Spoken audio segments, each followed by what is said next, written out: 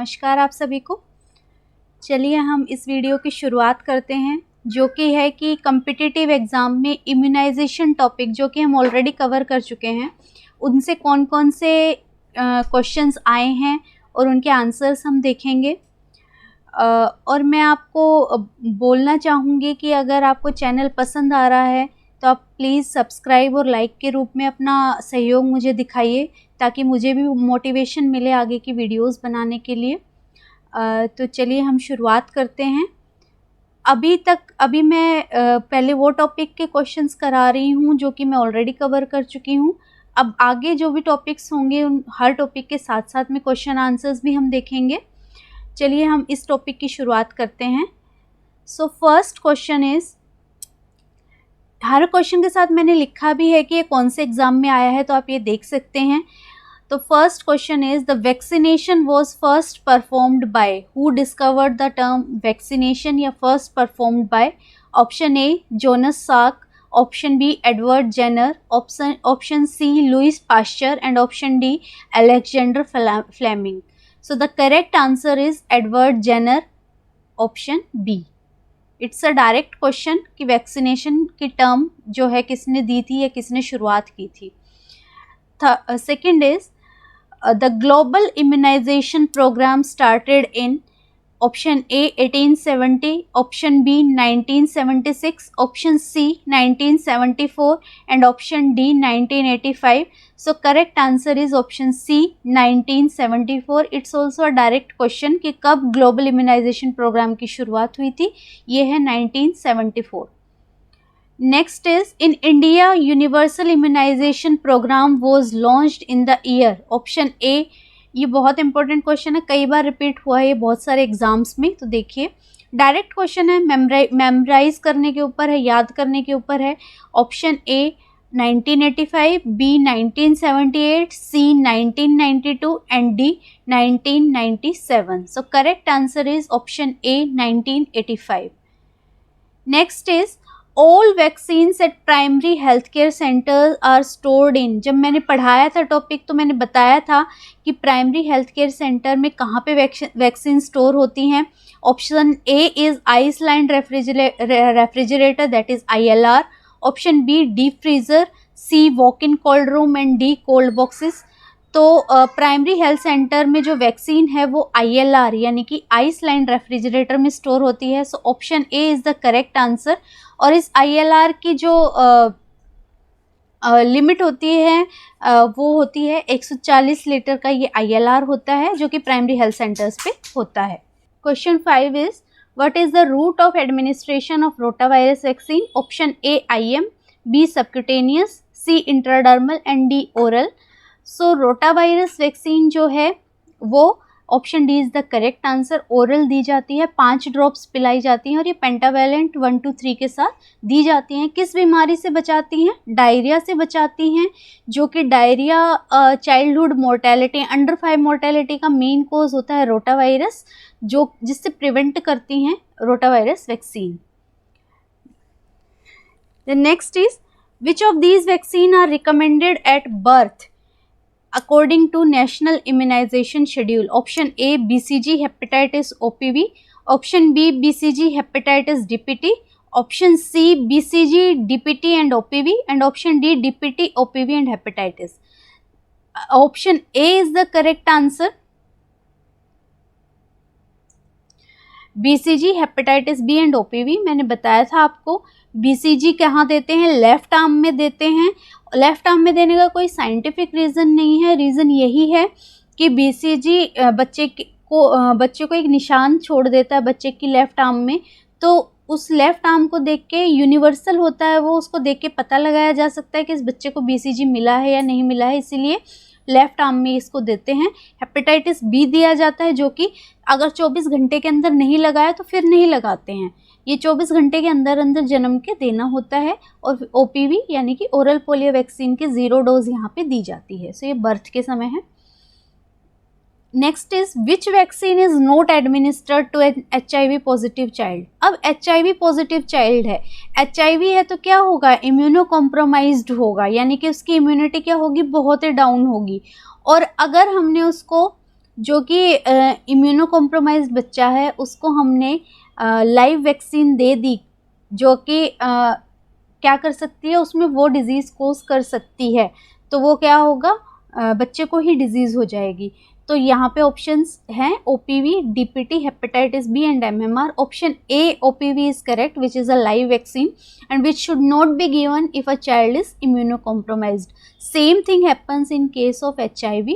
बच्चा क्या होता है, इम्यूनो कॉम्प्रोमाइज्ड होता है, तो ओपीवी नहीं देंगे। Option A is the correct answer. Then example of live vaccine is BCG, measles, cholera and option D A and B।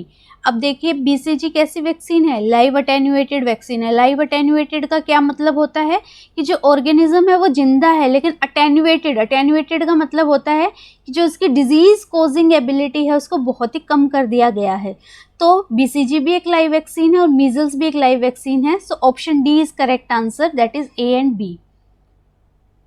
Next is the diluent used for reconstitution of BCG vaccine. आप देखिए बहुत सारे exams में पूछा गया है ऊपर, है ना, तो इम्पॉर्टेंट क्वेश्चन हो जाता है।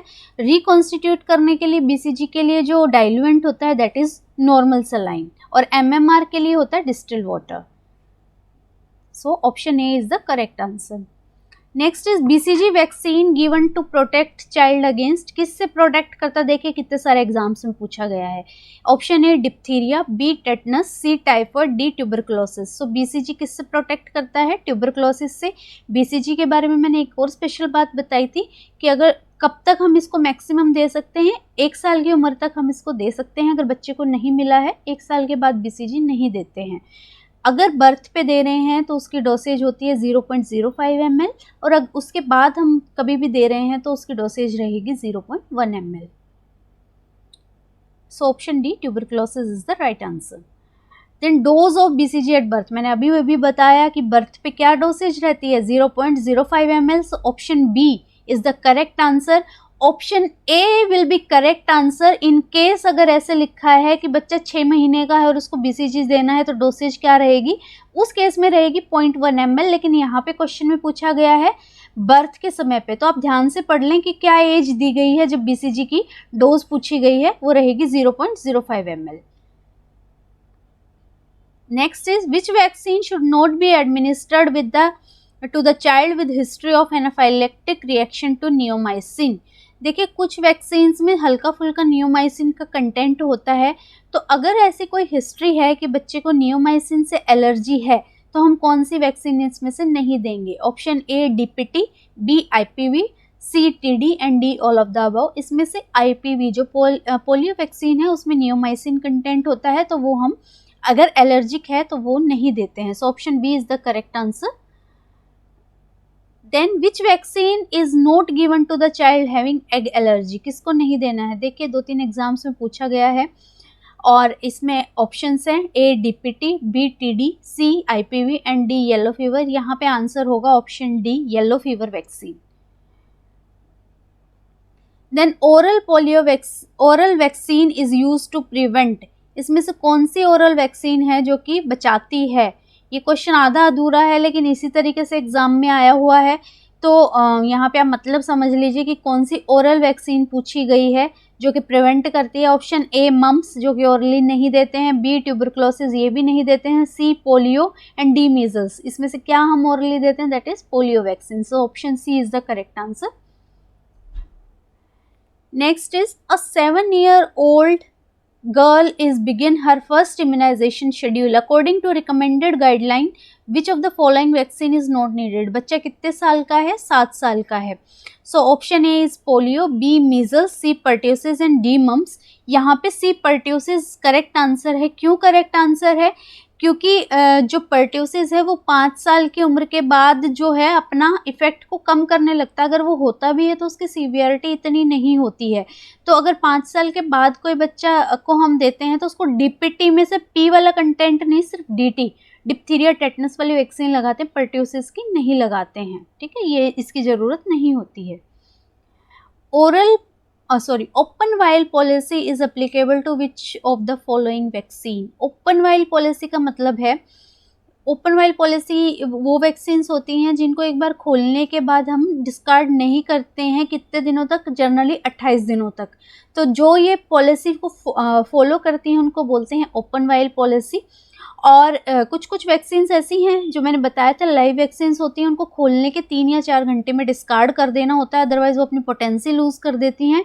लेकिन कुछ कुछ वैक्सीन्स होती हैं जो ओरल ओपन वाइल पॉलिसी के अंतर्गत आती हैं, इनको हम क्या है 28 दिनों तक रख सकते हैं और उन्हीं वैक्सीन्स को हम रीयूज़ कर सकते हैं। तो इसमें ऑप्शन है, option A measles, B Japanese encephalitis, C rotavirus and D hepatitis B. इसमें से मीजल्स की वैक्सीन जो है, which of the following is open vial policy is applicable to which of the following vaccine. ये question आप देखिए, ये इस तरीके से पूछा गया है और यहाँ पे एक बुक में ये गलत प्रिंटेड था, इसलिए मैंने एज इट इज़ लिया है कि अगर आप वहाँ से देख रहे हैं तो ये देखिए कि यहाँ पे इसके सेवरल आंसर्स हैं, तो ये क्वेश्चन गलत है, क्योंकि ओपन वाइल पॉलिसी किस किस में एप्लीकेबल होती है। रोटावायरस भी ओपन वाइल पॉलिसी के अंतर्गत आता है, हेपेटाइटिस भी आता है, जैपनीज एन्सेफेलाइटिस भी आता है, सिर्फ मीजल्स नहीं आता है। तो यहाँ पे इस क्वेश्चन में नोट नहीं है, तो आप ध्यान से पढ़िएगा कि क्या पूछा गया है पेपर में। अगर open vial policy is not applicable to which of the following vaccine, किस में एप्लीकेबल नहीं होती है, तो वो क्या होगा, मीजल्स होगा, क्योंकि मीजल्स को हम क्या करते हैं, डिस्कार्ड करते हैं। अदरवाइज इन सब में ओपन वाइल पॉलिसी एप्लीकेबल है। तो ये मैं इसलिए लिया है ये क्वेश्चन कि ये किसी बुक में गलत प्रिंटेड था, ताकि आपका डाउट क्लियर हो सके, रटे ना आप कि क्या पूछा गया है। तो आप जब पेपर में भी देख रहे हैं तो ये ध्यान रखिएगा, जितनी भी टी सीरीज़ वाली वैक्सीन्स होती हैं वो सारी ओपन वाइल पॉलिसी के अंतर्गत आती हैं, और जो लाइव वैक्सीन्स हैं BCG, मीजल्स, OPV भी लाइव उसके अंतर्गत आती है ओपन वाइल पॉलिसी के। सिर्फ BCG और मीजल्स क्या नहीं आती हैं, उसके अंडर नहीं आती हैं और उनको डिस्कार्ड करना होता है। Then next is a 77-year-old girl, ये मैंने बता चुकी हूँ, ये दोबारा से रिपीट हुआ है कि पर्ट्यूसिस की वैक्सीन नहीं देनी है। Then pentavalent vaccine provide protection against, pentavalent मैंने 5 चीज़ों के बारे में बताया था, DPT, hepatitis B and haemophilus influenza B, that is diphtheria, pertussis, tetanus, haemophilus influenza B and hepatitis. So option A contains all the thing, 5 चीज़ें जो होती हैं, option A is the correct answer. During a vaccination drive हो रही है, nurse observe कर रही है कि जो नर्स वैक्सीनेट कर रही है उसने ग्लव्स नहीं पहने हैं। So what the nurse will advise, option A speak with the nurse manager regarding the techniques, option B continue the immunisation since gloves are not needed, C put on gloves because standard precautions are required, and option D evaluate the child appearance to determine whether gloves are needed. देखिए, immunisation एक procedure है जिसमें standard precautions तो हमें लेनी ही लेनी है, उसमें बच्चे की स्किन कैसी है वो चीज़ मैटर नहीं करती है, और ग्लव्स नहीं चाहिए ये तो बिल्कुल भी नहीं बोलना है, और दूसरा कि किसी से बात तो नहीं करनी है, बल्कि उसको क्या करना है, पुट करने हैं, ग्लव्स पहनने हैं, क्योंकि स्टैंडर्ड प्रिकॉशन हमेशा फॉलो करनी है वाइल वैक्सीनेटिंग। ये ESI में नहीं, बहुत जगह ये क्वेश्चन आता है, ठीक है। तो एक इम्पॉर्टेंट क्वेश्चन है और इस चीज़ का आपको ध्यान रखना है कि क्या करना है, जो स्टैंडर्ड प्रिकॉशन है वो तो फॉलो करनी ही है वैक्सीनेट करते हुए, तो ग्लव्स तो पहनने ही हैं। So option C is the correct answer. Next is neonates born to women infected with hepatitis B should undergo which treatment. Generally तो हम क्या करते हैं, जो भी इन्फेंट बोर्न होते हैं उनको 12 घंटे के अंदर क्या देना है हमें, 24 घंटे के अंदर हम क्या देते हैं, हेपेटाइटिस बी की 0 डोज देते हैं। लेकिन अगर माँ को हेपेटाइटिस बी है तो थोड़ा सा ट्रीटमेंट अलग हो जाता है। क्या अलग हो जाता है, बर्थ पे हम क्या देते हैं, 12 घंटे के अंदर इम्यूनोग्लोबुलिन देते हैं, हेपेटाइटिस बी वैक्सीनेट भी करते हैं, इम्यूनोग्लोबुलिन भी देते हैं, और उसके बाद 1 महीने पे दोबारा और 6 महीने पे दोबारा लगती है। तो ये चीज़ याद करनी होगी कि अगर माँ को हेपेटाइटिस है तो, अगर माँ को नहीं है तो सिर्फ बर्थ पे हम 0 डोज देंगे, माँ को है तो बर्थ पे हमें क्या देना है, इम्यूनोग्लोबुलिन देना है, उसके साथ हेपेटाइटिस बी की जो जनरल डोज लगनी है वो भी लगनी है। उसके बाद जो फॉलोअप होगा वो 1st और 6th मंथ पे होगा। So these were the questions, option D is the correct answer. So these were the questions जो कि पहले आ चुके हैं एग्ज़ाम में। तो ये सारे आप पूरी स्लाइड के से गो थ्रू हो जाइए, आपको पता लग जाएगा कि इस टॉपिक से रिलेटेड ये क्वेश्चंस आपके जो कम्पिटिटिव एग्ज़ाम्स है उसमें आ सकते हैं। जैसे कि अब नॉरसेट 5 आने वाला है, तो ये पीपीटी आपको उसमें भी बहुत हेल्प करेंगे।